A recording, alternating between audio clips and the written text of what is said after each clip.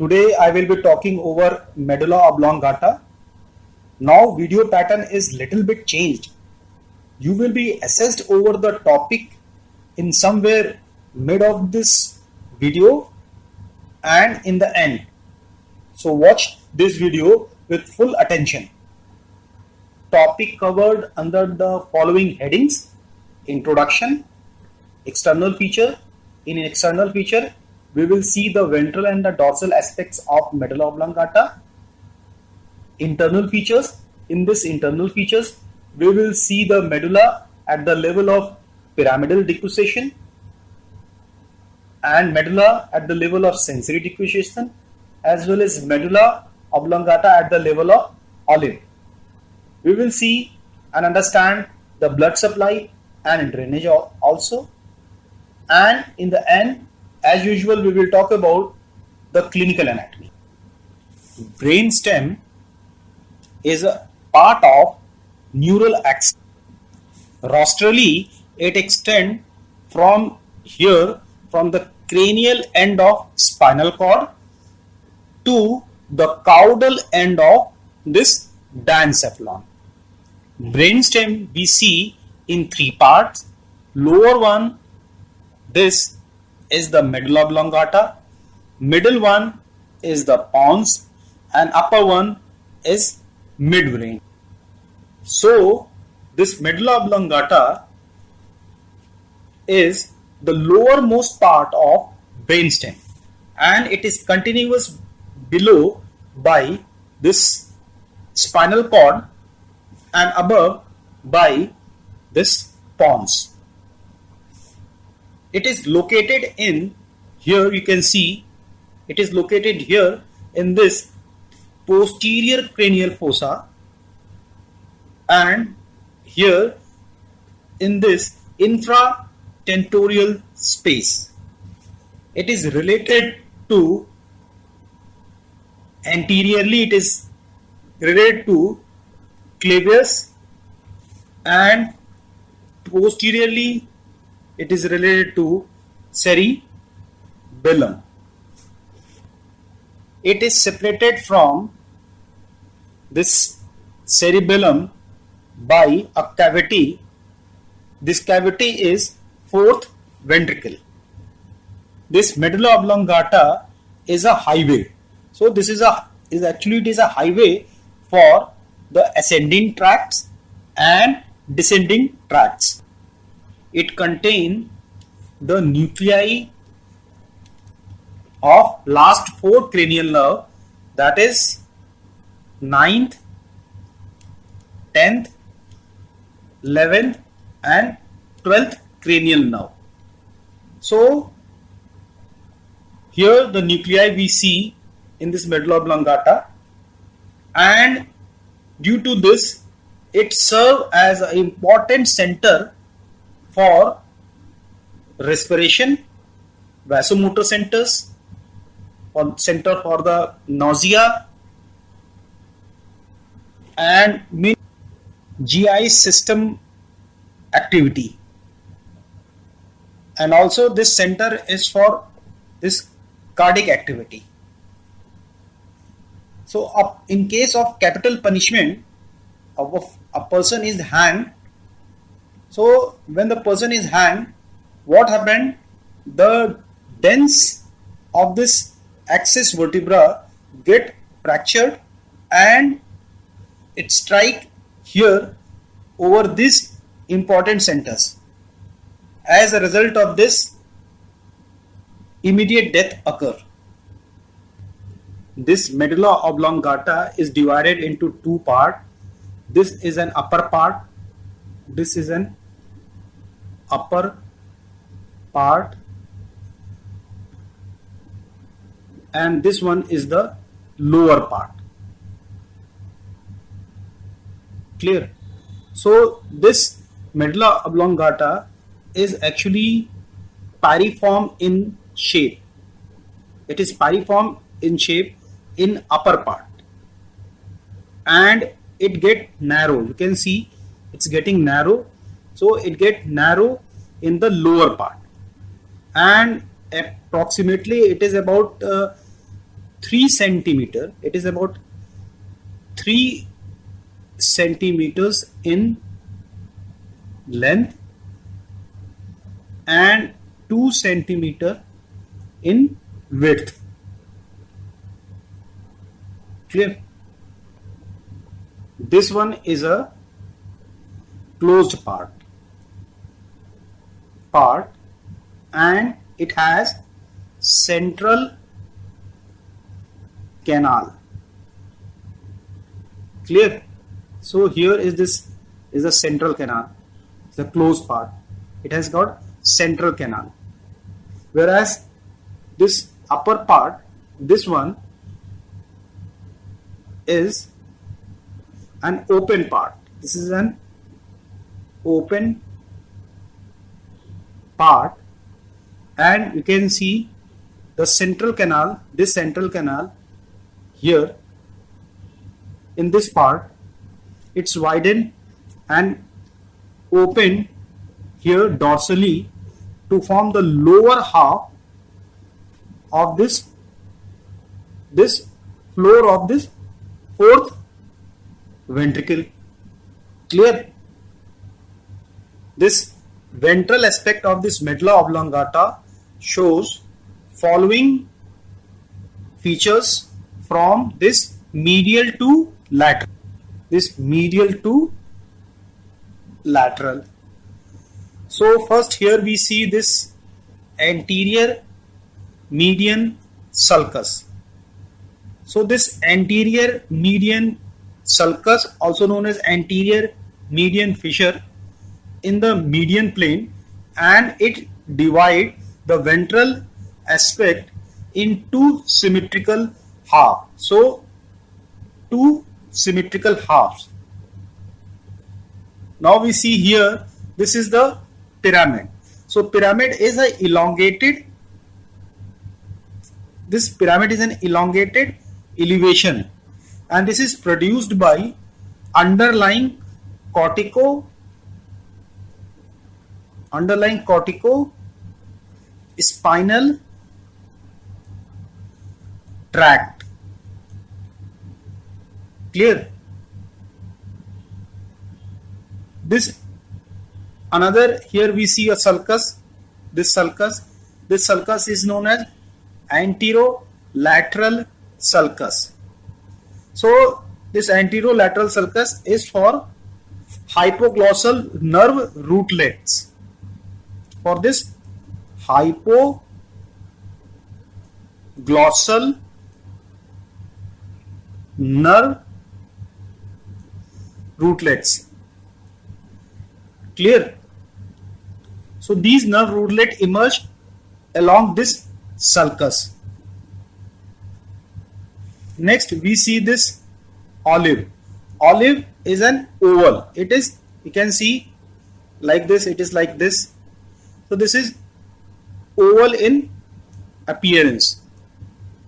Clear? So it is oval elongation produced by underlying inferior olivary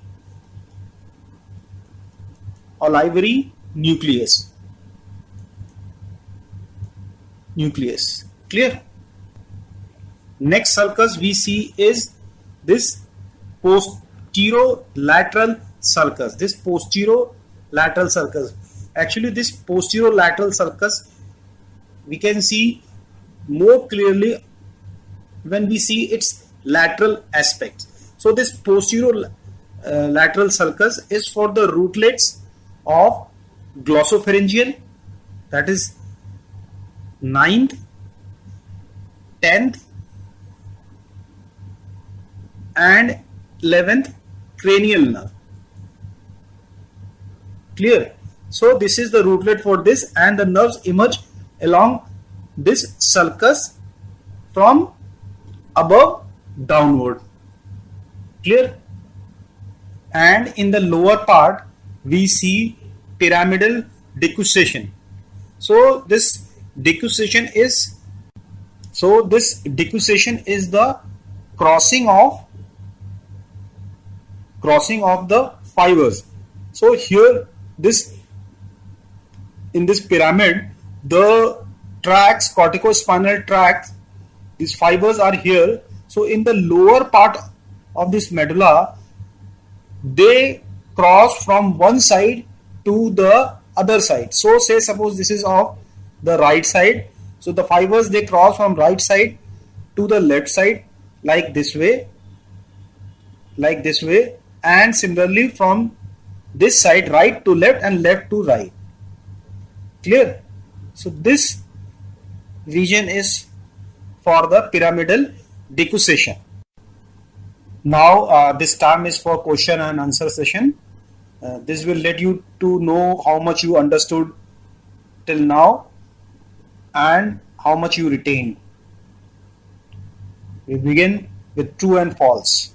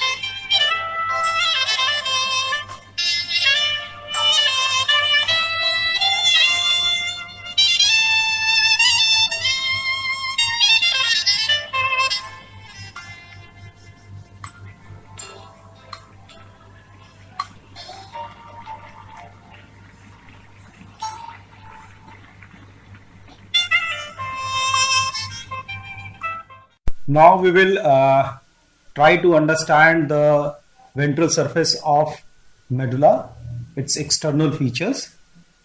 So here we can see this is the ventral surface of the medulla, an anterior view of medulla. So the ventral aspect of the medulla oblongata shows following features. This from medial to lateral. Clear? So this medial to lateral, it shows following important features. First, we see this anterior median sulcus. This anterior median sulcus is also known as anterior median fissure. So this anterior median sulcus or a fissure is present here in the median plane. Clear? And it's divide the ventral aspect into two symmetrical half. So this anterior median sulcus, it's begin from here. This point is known as foramen, is known as foramen cecum. Clear? So this is, it's begin from here, this anterior median sulcus, and it move this way and continue over the spinal cord. Clear? Now next is the pyramid. So here we see this is the pyramid. You can see this is the pyramid. So this is an elongated elevation. You can see this is an elongated elevation is produced by underlying cortico spinal tract. Spinal tract. Clear? So this, now next is anterolateral sulcus. This anterolateral sulcus, you can see this anterolateral sulcus this way. This is an anterolateral sulcus. This is an anterolateral sulcus. So from this anterolateral sulcus, the rootlets of ninth cranial, this rootlets of 12. This is for the rootlet of hypoglossal nerve. You can see the rootlet of hypoglossal nerve, that is 12th cranial nerve. Clear? Next structure is olive. Is an olive. You can see here this.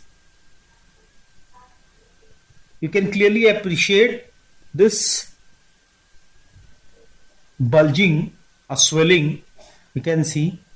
So these swelling, you can clearly appreciate this swelling here.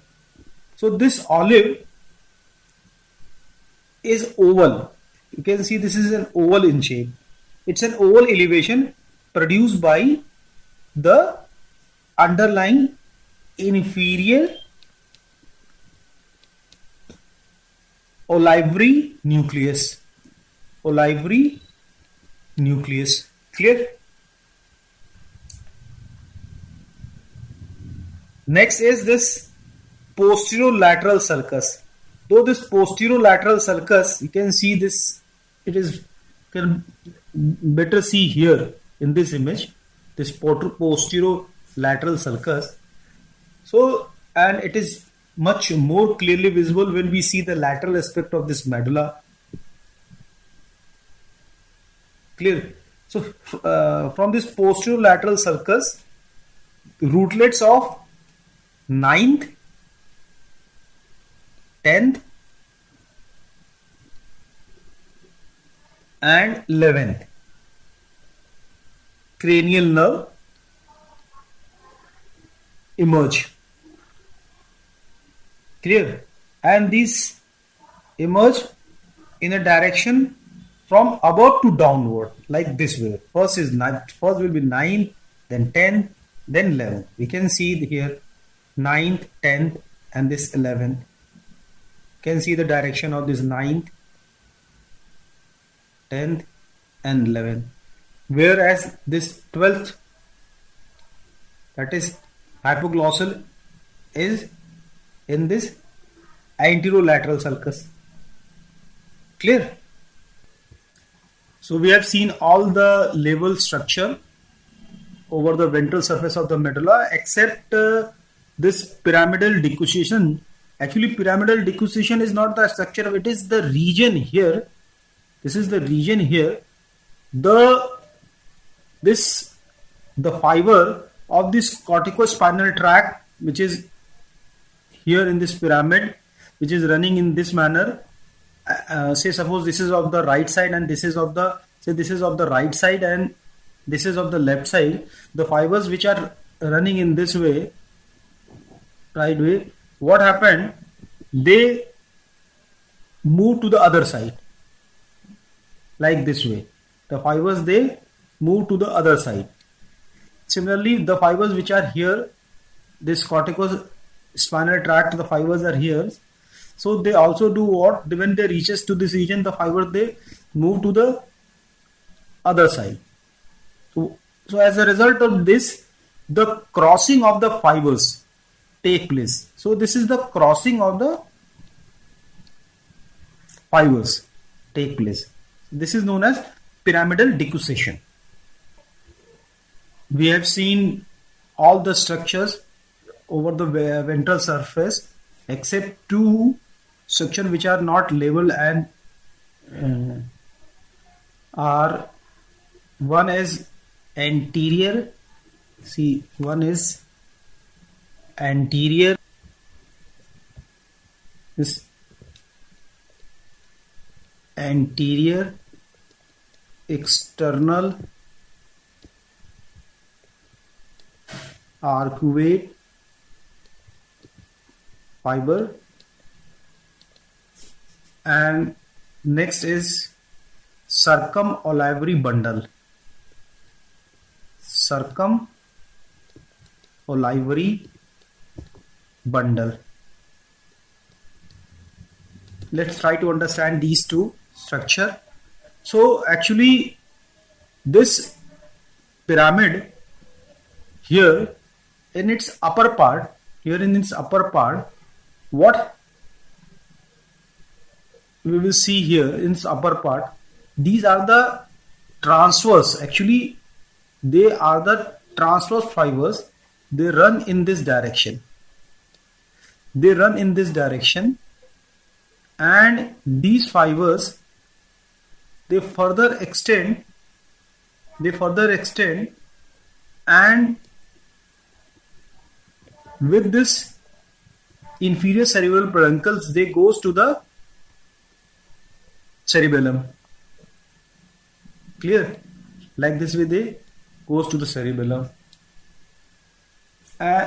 So this is the anterior arcuate fiber, this one. Now other is the circumolivary bundle. So this circumolivary bundle is, we see here at the lower edge of this olive, we see a structure like this. So this is known as circumolivary bundle. Clear? This is the posterolateral sulcus, this one, for which I was talking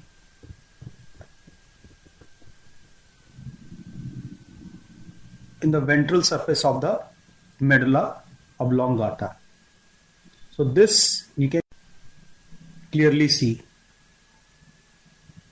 Now we will try to understand the dorsal surface of the medulla.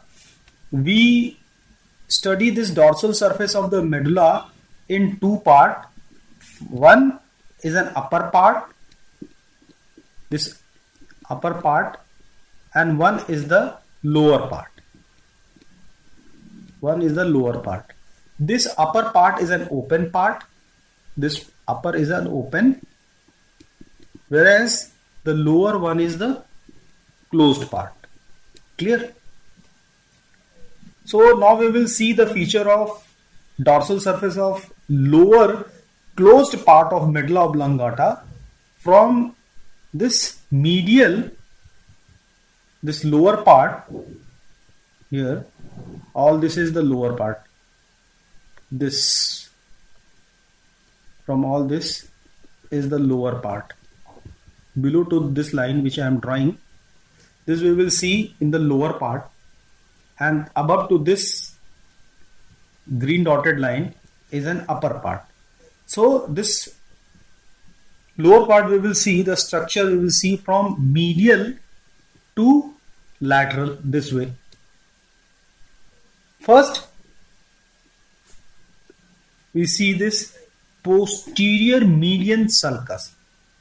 So this posterior median sulcus, this is present here in this median plane. We can see it is present in this median plane.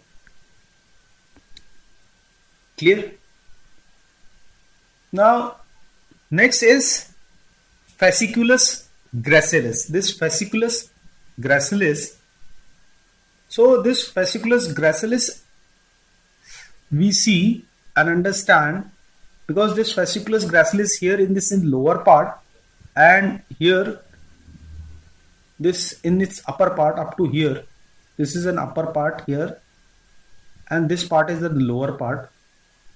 So this fasciculus gracilis, when we see this is present in the lower part, whereas here we see the tubercle of this gracilis. We can see this tubercle of this gracilis. Actually this tubercle of this gracilis we can see, and we can clearly appreciate this is little bit bulged, more swelling here, and it is more swelling, you can see, and somewhat in oval shape, you can see somewhat in oval shape and more bulge. Actually here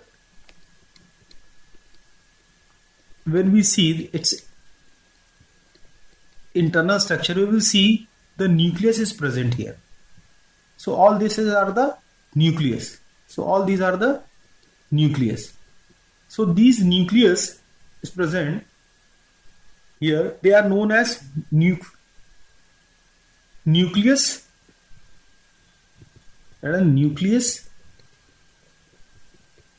gracilis. Nucleus gracilis. Now these nucleus further they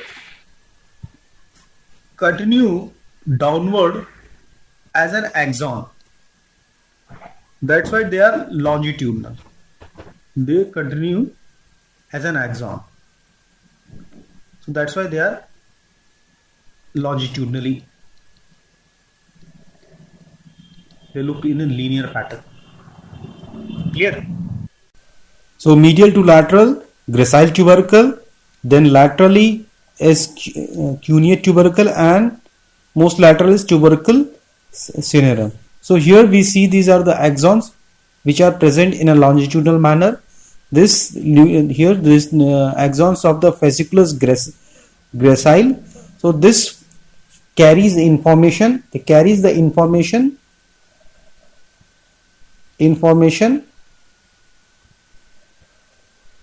for conscious proprioception, fine touch, vibration, then 2-point discrimination. 2-point discrimination. Clear? So, and they take this information from the lower limb and lower trunk. Clear? And this, here we see this is the fasciculus cuneatus. So fasciculus cuneatus here, similarly in its lower part we see the axons like this, axons in this lower part. In the upper part, nucleus. These nucleus are cuneate nucleus. So cuneate nucleus, these are the axon, and most further lateral to these cuneate nucleus in the region of this only is the accessory cuneate nucleus. So cuneate nucleus and accessory cuneate nucleus. The function of this we see here. These are the axons of these fasciculus cuneates. So they carry the information of conscious proprioception, of fine touch, pressure, vibration, 2-point discrimination,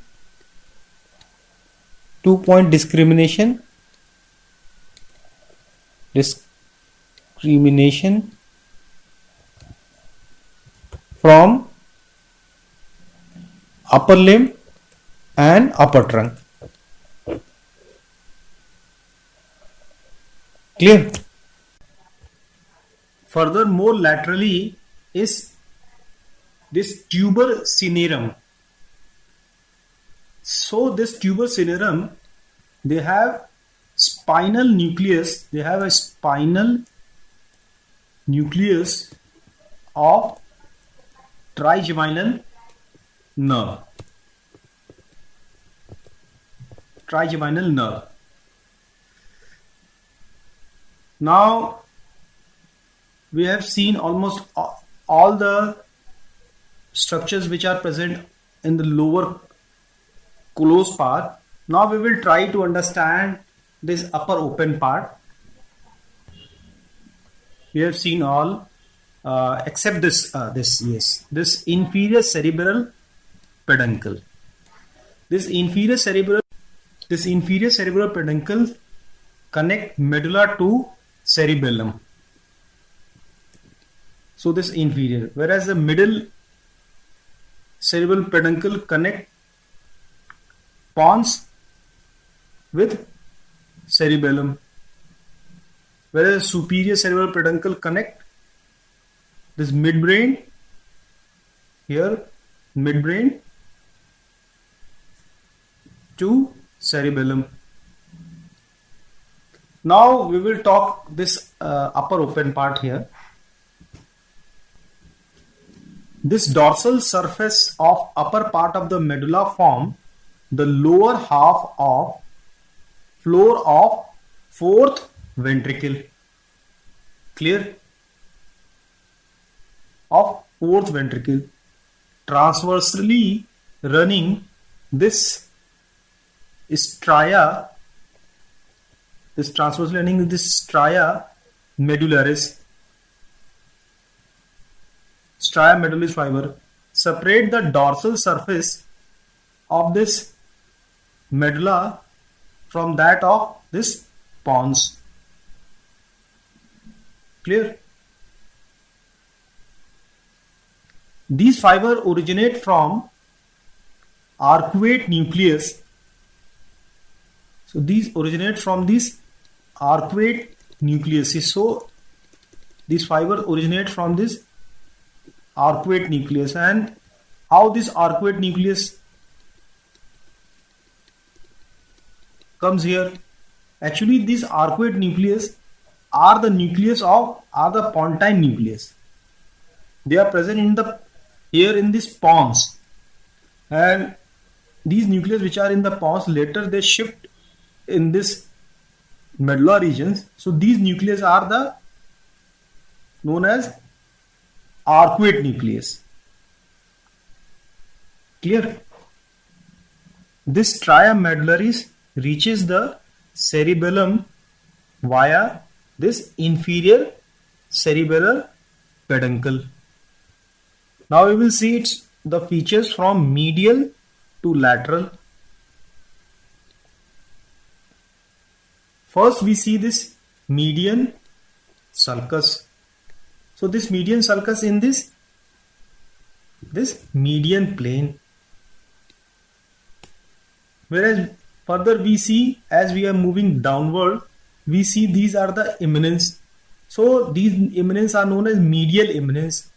So these medial eminence shows two triangular area. You can see these two triangular area. One, you can see this superior one is hypoglossal triangle, and inferiorly to this is vagal triangle. Deeper to this hypoglossal triangle, we see the nucleus of hypoglossal nerve.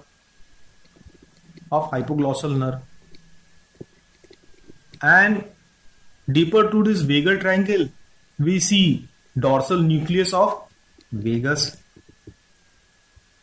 Below to this vagal triangle, this we see this area is a very important area. This is known as area of proxima. This is an area of proxima. This area of this proxima have chemoreceptor trigger zone. So in the short we write CTZ, chemoreceptor trigger zone. Actually this area, when we see this blood brain barrier, so here the blood brain barriers are absent. So blood brain barriers are absent here. they are absent here. As a result of this, whatever be the chemical in the blood for which is sensitive for the vomiting act at this place and result in reverse peristalsis. Here we see this, here is the sulcus limitans. So this sulcus limitans, this separate this medial eminence, all these medial eminence from this vestibular area. The sulcus limitans separate this medial, you can see this eminence with this vestibular area, and in this vestibular area vestibular nuclei are present. Till now we have seen all the external feature of medulla. I hope you understood well till now. Let's have question and answer.